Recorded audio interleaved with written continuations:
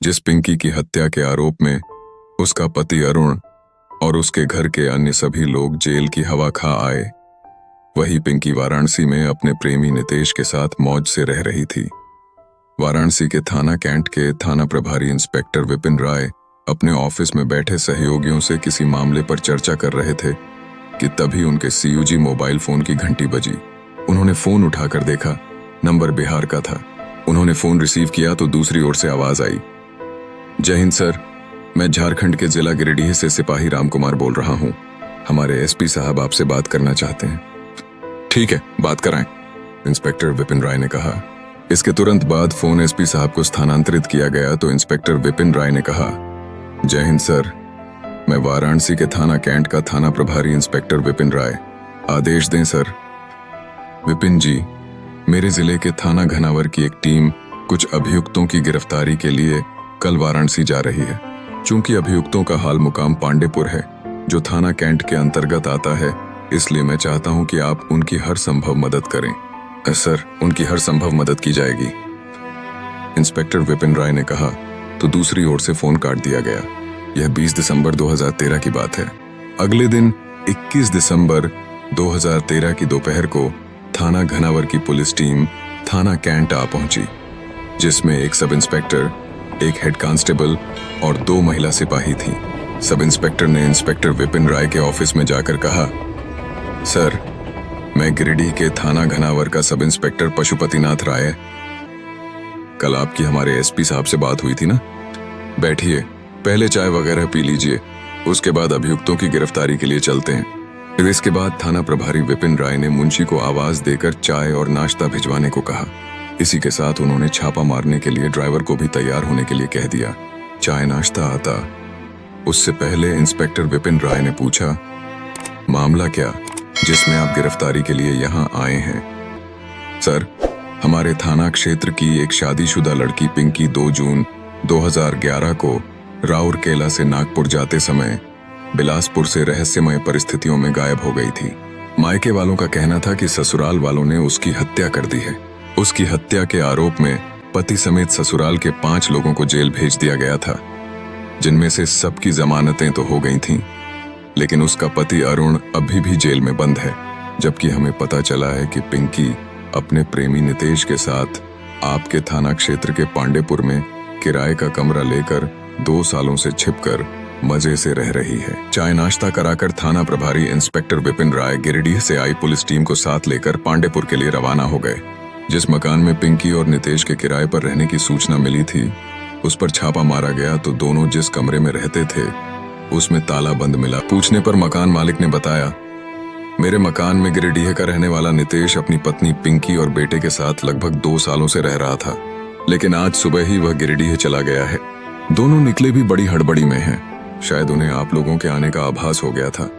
Sub inspector Pashupatinath राय ने मकान मालिक से उनके मोबाइल नंबर के बारे में पूछा तो उसने कहा, सर, मोबाइल फोन तो दोनों के पास अलग अलग थे, लेकिन हमें कभी उनके नंबरों की जरूरत ही नहीं पड़ी, इसलिए मैंने उनके नंबर लिए ही नहीं।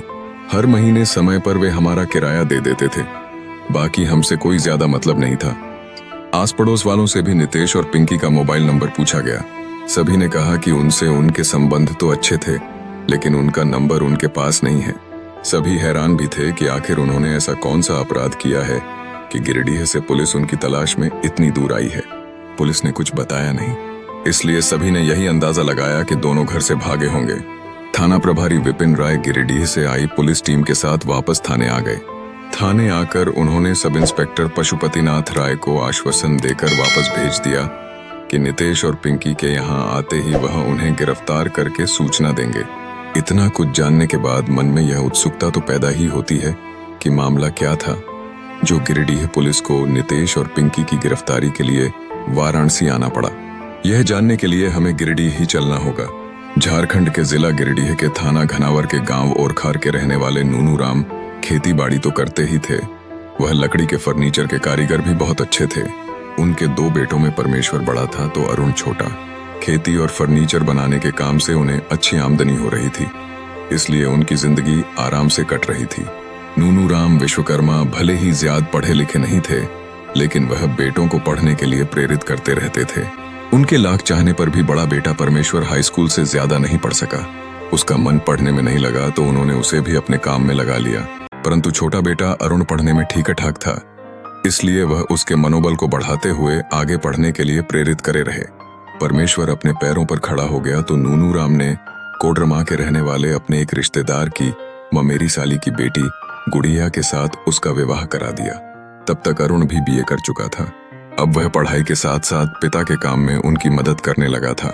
नूनू राम का अपना ही काम इतना फैला हुआ था कि उन्हें बेटों से नौकरी कराने की जरूरत नहीं थी। इसलिए अरुण शादी लायक हुआ तो वह उसके लिए रिश्ता ढूंढने लगे। संयोग से अरुण के लिए उन्हें गांव के नजदीक ही अलग देशियों कुबरी गांव में बढ़िया रिश्ता मिल गया। केदार राणा की बेटी पिंकी हाई स्कूल तक पढ़ी थी। नूनू राम को वह बेटे के लिए पहली ही नजर में पसंद आ गई। इसके बाद 26 मई 2010 को अरुण और पिंकी की शादी हो गई। पिंकी ने ससुराल आकर अपने बात व्यवहार से ससुराल वालों का मन मोह लिया था। अरुण तो उसे पाकर बहुत खुश था। वह रहने वाली भले गांव की थी, लेकिन उसका रहन सहन शहर की लड़कियों जैसा था। अरुण और पिंकी के दिन हंसी खुशी से गुजरने लगे। दिन भर का थका मांदा अरुण पत्नी के पास आता तो उसकी एक झलक पाकर सारी थकान भूल जाता। आदमी काम धंधे से लगा हो तो उसे समय का कहाँ पता चलता है। अरुण की शादी के भी 11 महीने बीत गए, उसे पता नहीं चला। अचानक उसने पिंकी के साथ कहीं घूमने जाने का प्रोग्राम बनाया। वह नागपुर जाना चाहता था, जिसके लिए उसने पहले ही टेरन में सीट रिजर्व करा ली। 1 जून 2011 को पिंकी अरुण के साथ टेरन से नागपुर जा रही थी, तो जब टेरन बिलासपुर में रुकी तो वह अचानक गायब हो गई। यह 1 जून 2011 की बात थी। पिंकी के एकाएक गायब होने से अरुण परेशान हो उठा। जब तक ट्रेन स्टेशन पर रुकी रही, वह उसे टेरन में ढूंढता रहा। टेरन चली गई तो उसने स्टेशन का चप्पा चप्पा छान मारा, लेकिन पिंकी का कुछ पता नहीं चला। अरुण पिंकी को खोज ही रहा था कि उसके मोबाइल पर उसके साले दिनेश ने फोन करके कहा कि वह पिंकी से उसकी बात कराए। जब अरुण ने उसे बताया कि पिंकी टेरन से गायब हो गई है तो पहले दिनेश ने उसे खूब गंदी गंदी गालियां दी। उसके बाद उस पर सीधे आरोप लगाया कि उसने पिंकी को ट्रेन के नीचे फेंक कर मार दिया है। अरुण लाख सफाई देता रहा, लेकिन दिनेश ने उसकी एक नहीं सुनी। उसे गालियां देते हुए दिनेश एक ही बात कहता रहा कि उसने पिंकी को मार डाला है, इसलिए उसे इस करनी का फल भोगना ही होगा। अरुण वैसे ही परेशान था। साले की इस धमकी ने उसकी परेशानी और बढ़ा दी।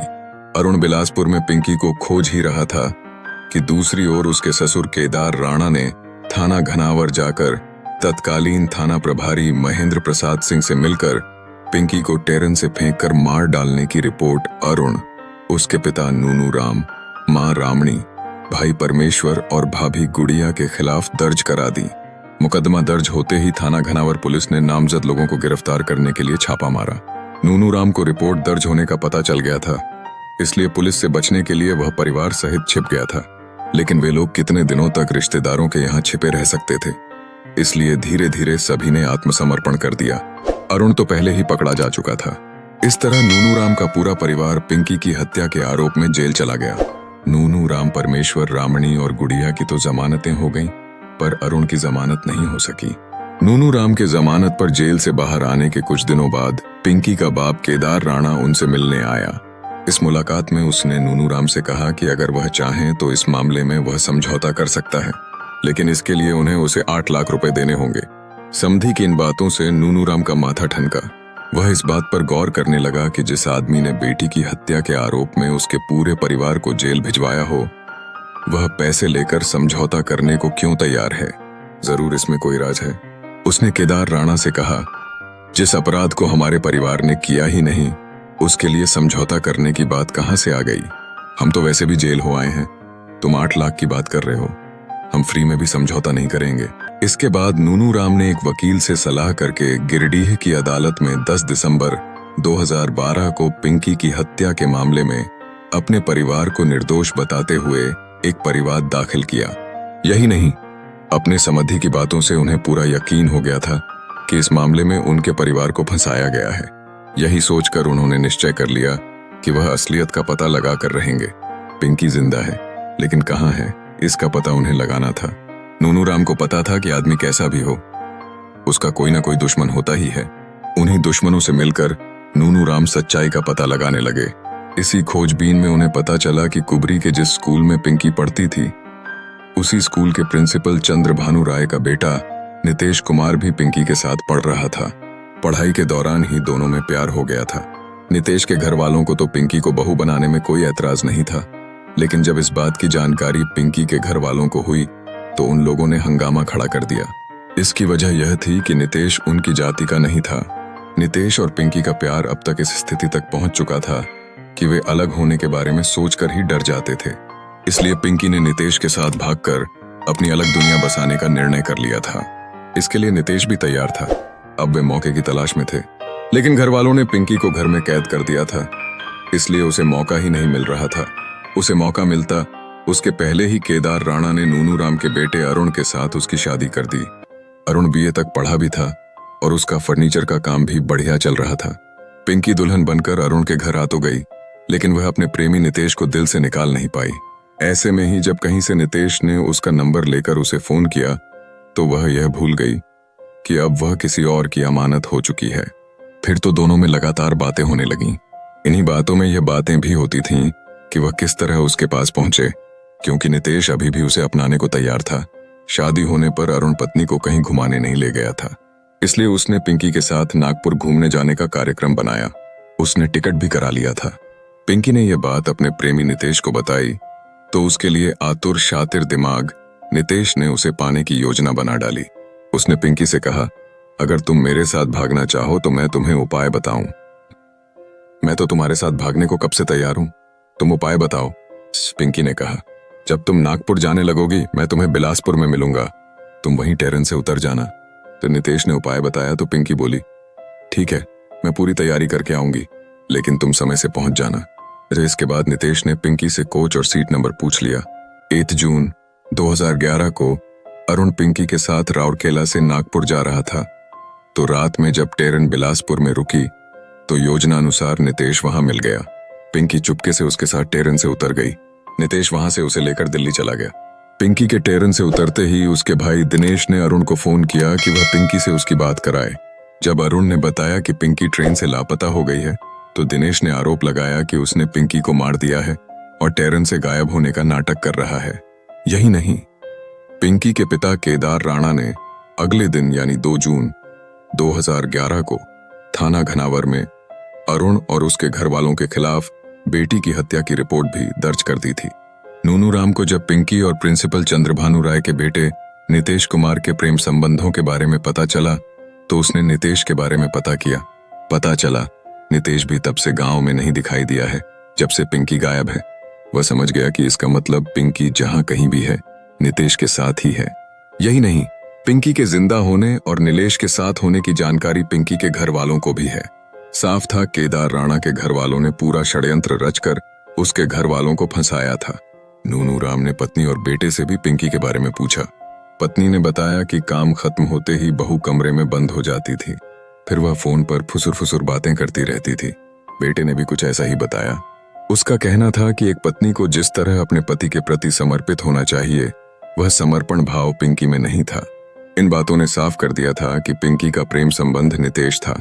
सारी जानकारी जुटाकर नूनू राम ने थाना घनावर में पिंकी को षड्यंत्र रचकर गायब करने और उनके परिवार को झूठे मुकदमे में फंसाने का मुकदमा 6 फरवरी 2013 को केदार राणा, पिंकी, उसके प्रेमी नितेश राय, उसके भाई निरेश राय, पिता चंद्रभानु राय, नितेश की बहन कल्याणी, केदार राणा के दामाद चतुर शर्मा के खिलाफ दर्ज करा दिया।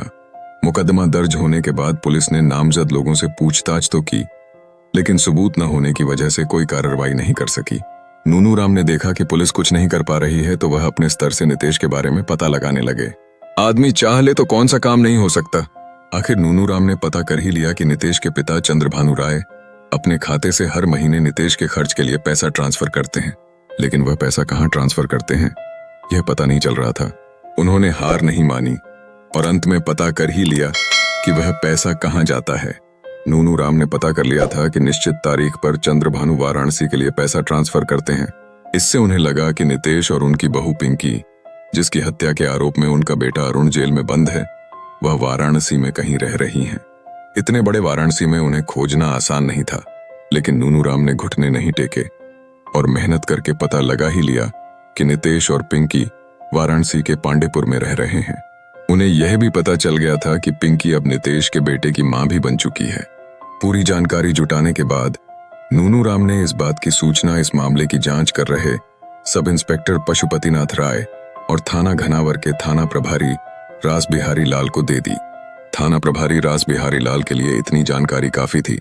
उन्होंने सारी बात गिरिडीह के पुलिस अधीक्षक क्रांति कुमार गढ़देसिया को बताई तो उन्होंने पिंकी और नितेश की गिरफ्तारी के लिए सब इंस्पेक्टर पशुपतिनाथ राय के नेतृत्व में एक टीम गठित कर दी, जिसमें हेड कांस्टेबल हरेंद्र सिंह, 2 महिला कांस्टेबल सुनीता और सरिता को शामिल किया गया।